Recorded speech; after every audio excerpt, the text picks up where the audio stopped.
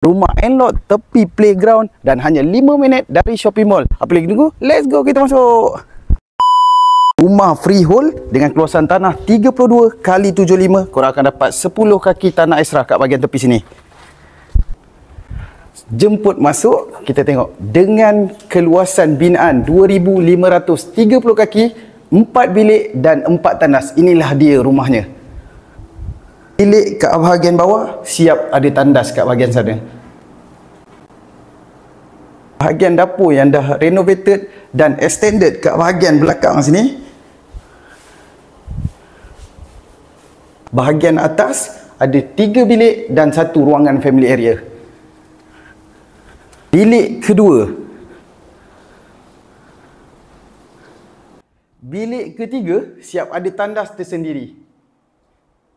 Bilik master dah siap ada built-in cabinet.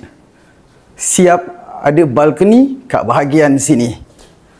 View bilik master memang menarik. Boleh nampak kehijauan. Dengan harga 1.35 juta negotiable. Korang rasa berbaloi tak beli rumah ni? Kalau korang rasa berbaloi, DM abang cepat-cepat. Okey, ciao.